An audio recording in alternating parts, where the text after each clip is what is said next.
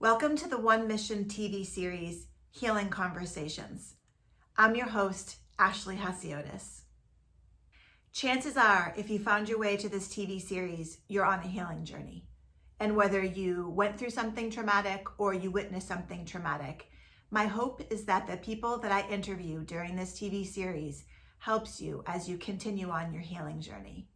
As always, One Mission and I am here for you. Thanks for tuning in.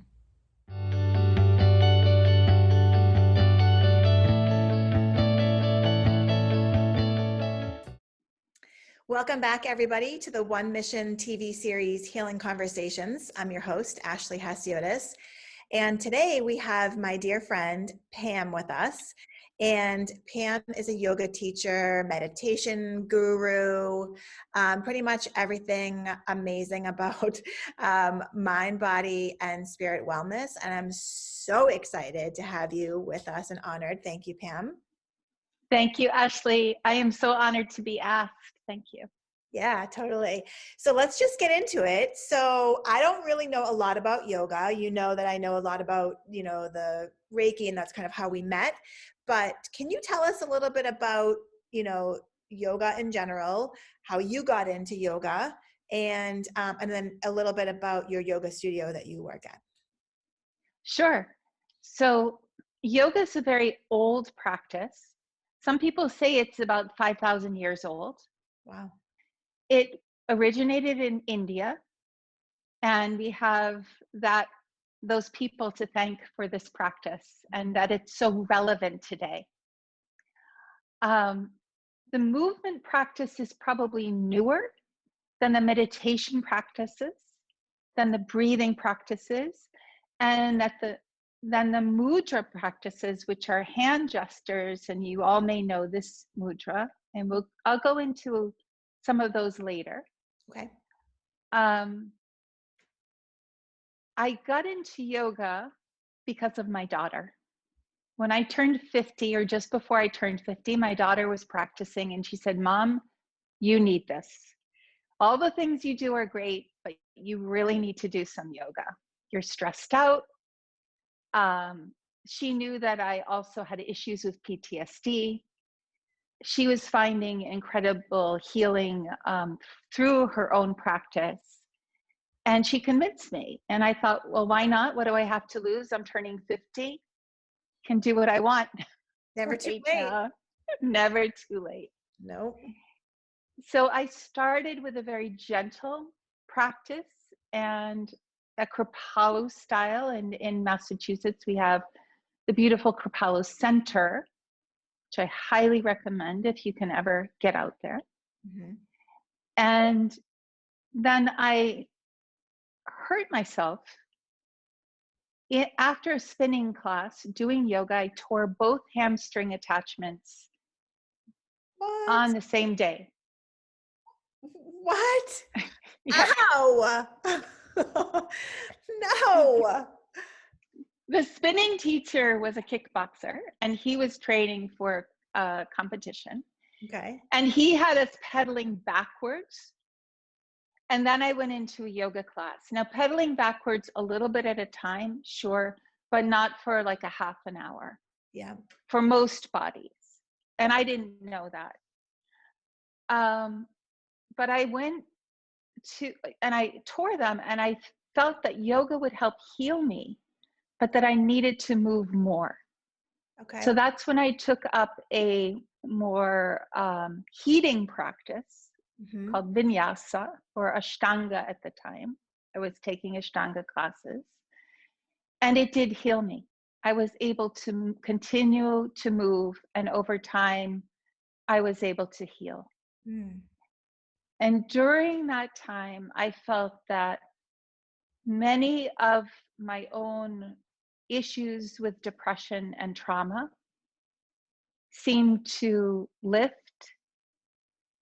I was also able to get closer to exploring what had happened to me in a calmer state. You know, you're not the first person that I've heard say that they started yoga because they were injured. but yet when they got there, they realized that they were basically what you were describing as coming home to their soul, right? It is exactly that coming home. Yeah. The word yoga means to yoke or to find union. Mm-hmm. And it is about really coming into relationship with our whole being. And that really includes the soul, Mm-hmm. the spirit, the mind, the body, and also everything else that's Mm-hmm. out there. Mm-hmm. And there's a lot out there. So you used it to help heal physical ailments, but then it also helped you on the emotional side. I don't know if that's an extensive list, but what else can yoga do for us? Uh, well, I think those are two major, major things. And Right. I have a lot of students that come because their back hurts, Mm-hmm. or they have headaches, or they want to become more flexible. They feel that they're becoming stiffer with age, let's say. Mm-hmm. Everybody says after their first class, I would say 99% of people say, I feel so good. I Really? didn't know how much I was holding. Mm-hmm. Um, that's what yoga can give to you. I think that's the biggest gift, Mm-hmm. to help you let go of the things that you don't need to carry. Mm-hmm. One of my teachers, Jackie Bonwell, who's in the Boston area, her kind of one of her mantras is care, not carry. Love that. We are not meant to, we are absolutely care in every day of your life. But there's so much that we don't need to carry. Mm-hmm. And that realization will let your own being come into a more balanced state, a more unified state, so that you can do the things that you need to do Mm-hmm. and also that you want to do Mm-hmm. in life. Mm-hmm. I'm finding it so fascinating with everybody that I've interviewed in this TV series that it all kind of for the families that are watching this, it really does come back to the trauma that they have endured or witnessed. For those who don't have a child with cancer who are watching this, it gets stored in our bodies, right? So on the last episode, we talked a lot about how trauma is an energy and trauma enters your body. And it's because it's an energy, it's constantly moving and it actually needs to go somewhere. Like energy into a battery powers something, energy into a house puts the lights on, puts the TVs on, energy into water makes it bubble, right? Like energy needs to keep moving. And when it's in the body and trapped, it causes all sorts of issues. And, from anxiety to heart disease to sleep problems to pain to stiffness, right? And I'm finding from what you're talking about is yoga is a way to release this energy that's in your body that you've been storing either in the form of chronic pain or trapped emotions or whatever. I know each pose has a meaning, and I'm interested to see, how those meanings align with releasing certain traumas in certain places in our body. Mm-hmm. Yeah. And and I would say just like therapy or maybe acupuncture when you get the needle, and sometimes it's like a zing, Yeah. happens. Yeah. And in yoga too, based on the poses, based on the sequencing, you never know what might be released when. Mm-hmm. Um, but you're right. That famous book from Bessel van der Kolk, The Body Keeps the Score. Mm-hmm. And I like to say sometimes, too many issues, not enough tissues, not only in the box, but in the body. Yep. like when you have experienced trauma, you're like, my whole body can sometimes feel that it's, locked down almost, Yeah. or it can feel numb. And the numbness comes from the body on overload and being in that fight and flight system. 100%. These families have prolonged stress.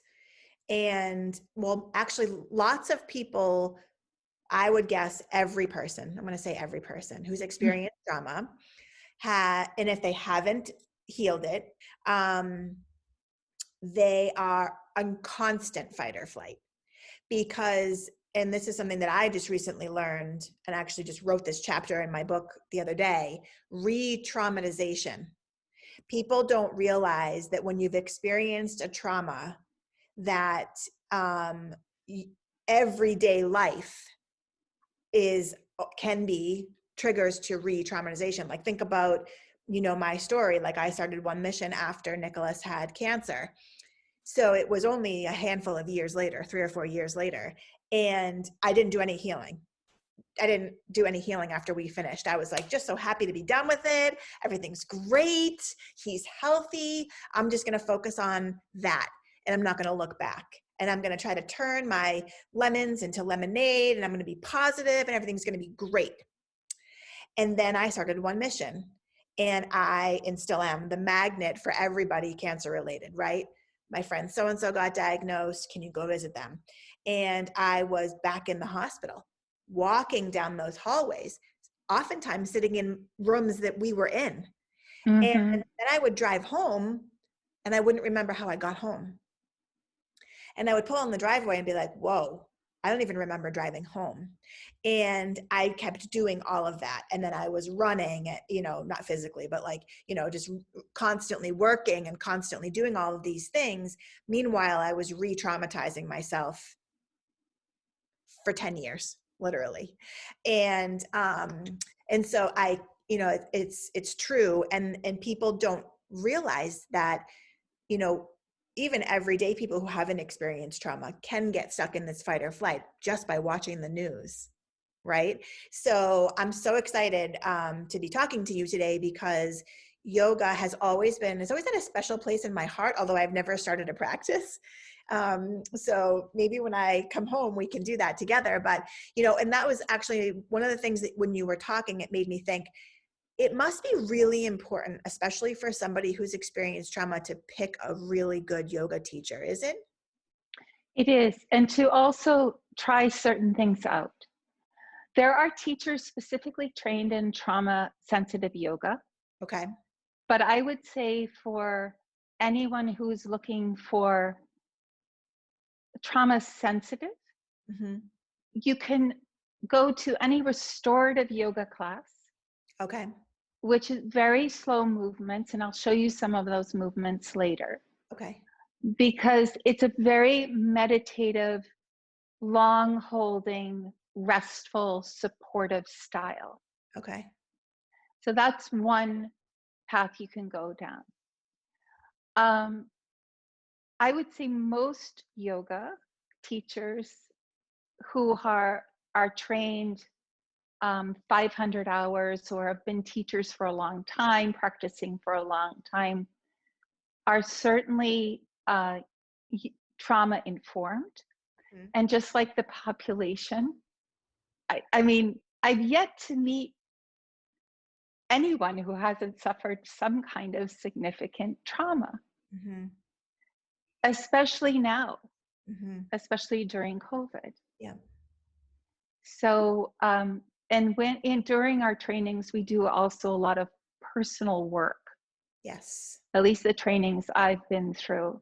In fact, this weekend I was involved with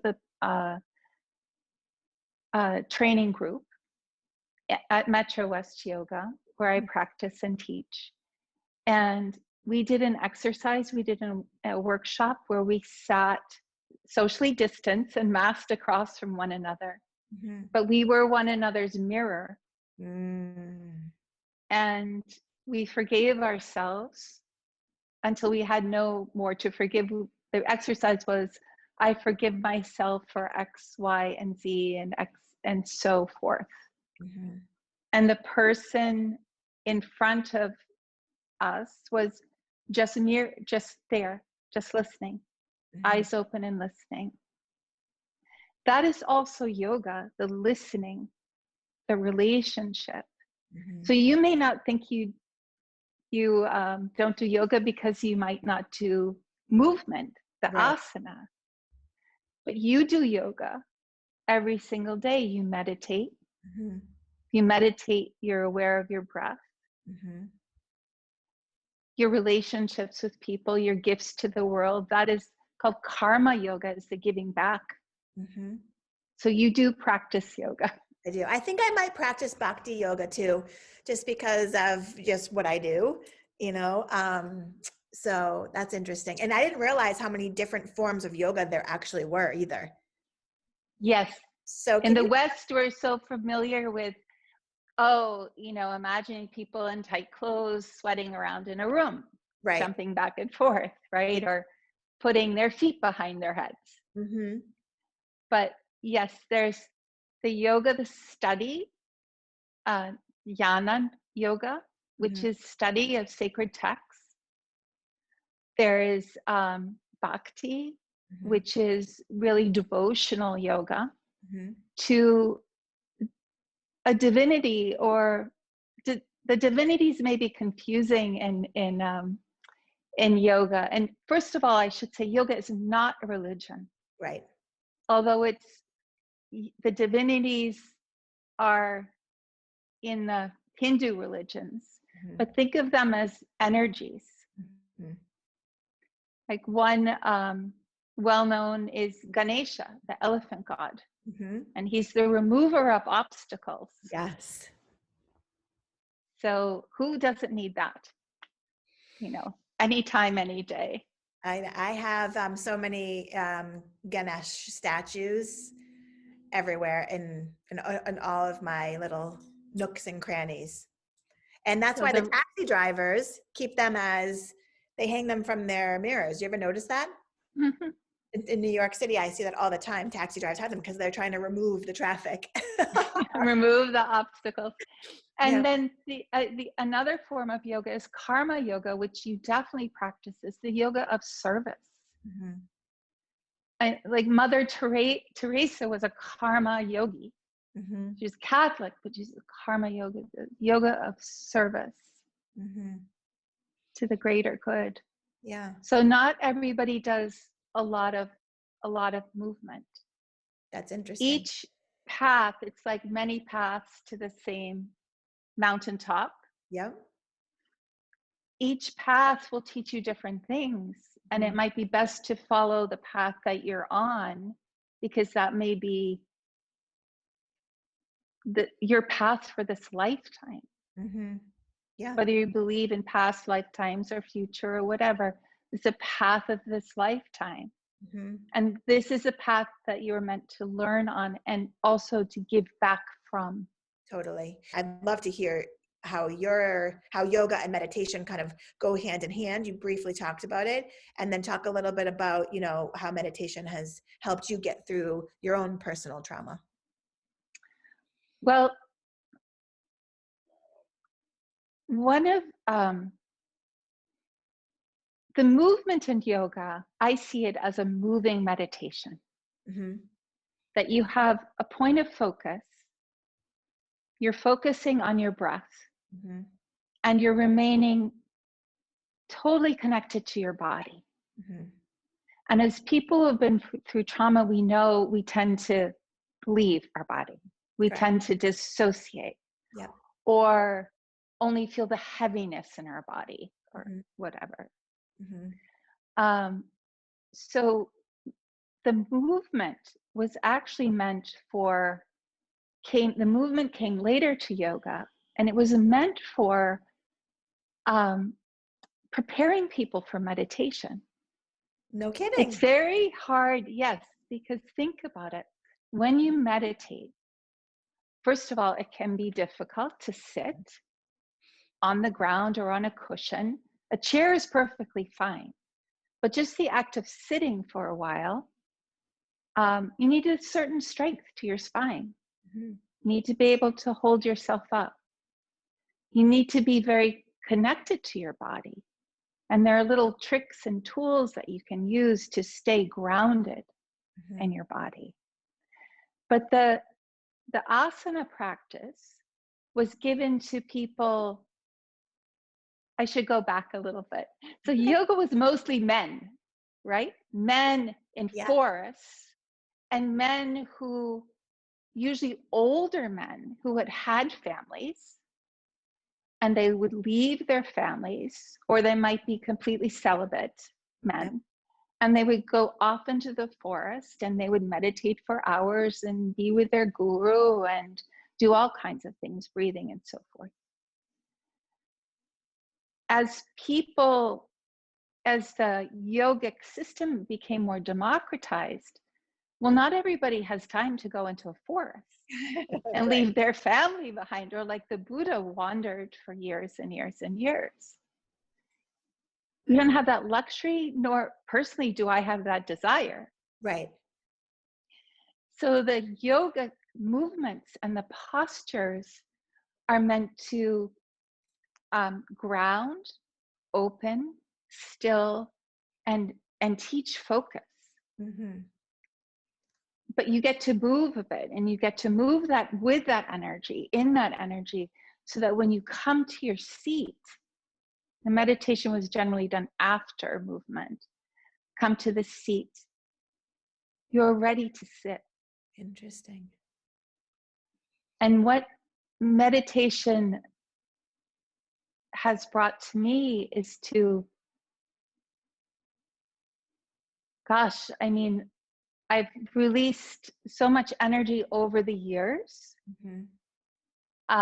stuck energy. For me, mostly it was stuck energy, more depressive energy, which is called tamasic in yoga. And there's nothing wrong with dark, deep, that kind of energies. But to be able to sit and find clarity. And I also know every time that I do that, you come to the parasympathetic state by slowing your breath. You're resting and restoring. And the benefits of that are so manyfold. The clarity of mind, your physical health, mental health, and the way you feel. The way everything gets better. And you feel. Everything. Yeah. You look better, you feel better, your relationships are stronger, your body gets healthier, your cells restore themselves, your DNA rewrites itself. There is not a thing in this world that meditation, I believe, can't fix. I wear a heart rate monitor every now and then when I'm meditating, just to check in and see how I'm doing. And this summer I got my resting heart rate down to 43 beats per minute. Wow. That's incredible. Yeah. And you think about, people always say sleeping is how you heal, but you can get that, you said, restful awakeness. Meditation is a restful awakeness. You're actually in that restorative brain patterns when you're meditating, but yet you're awake. So, and because especially for people who have trouble sleeping, you can get the benefits of restorative sleep through meditation. And the other thing that was really coming to me when you were talking about all of everything you just said was, there's a whole misconception. I hear this a lot with clients and other women, more women than men, but is I'm not a yogi. I'm not a vegan. I don't wear white. I don't look like a yogi. I can't do yoga. It's just not my vibe. Well, I could say, and I have said, you don't need to have a vibe to do yoga. You just need to have a desire to heal your mind, your body, and your soul, and to have those three pillars reunite with themselves. And so you don't need to be, I'm trying to think of a famous yogi person that everybody knows, Gabrielle Bernstein, I don't know, but like, you don't need to be a fashionista yoga model to do yoga and to receive the benefits out of it. You just need to have a dedication to your practice. Right. And I feel very strongly to have a united body, mind, soul, Mm-hmm.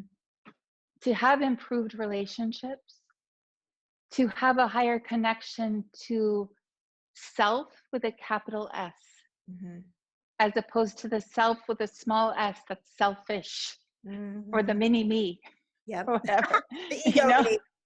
the little mini me, Yep. is your birthright. Mm-hmm. You would not be here. I mean, you can go through life and never experience that. We want the liberation for everyone. Mm-hmm. And one can't be liberated if nobody takes the first step to be liberated. By you and I having this conversation, B, a practice, C, sharing it with people, and at least I announce to everybody, going to meditate. People text me, hey, can you talk? Nope, got to do my meditation. Or, oh, sorry, you texted me, I'm in the middle of meditation, I'll call you, sorry, I'm just getting back to you. I tell everybody, because in my mind, I believe that's what my soul is here to do, is to share my story. And it has happened to me so many times where business people will send me an email or a text, and I'll say, oh, I'm sorry, I was meditating, I missed you. And oh, you meditate? Oh, wow, I've never, what kind of a practice is that? What is that? And then you tell them your story, and then they're like, wow. And you can inspire other people. When we heal, the world heals if we share our story. And that's really the whole purpose of this whole TV series too, right? And I think that, I hope that people that are, listening to this can just feel the pull, the pull of their soul to take that first step in healing, and or if they're already on a healing path of some sort, whether maybe they're just with a therapist right now, or maybe they're just doing acupuncture right now, that they could add this element of yoga and meditation, because it really does, I think, in a very meaningful way, more so than anything else, help us to align this mind, body, spirit. And that's when we feel whole.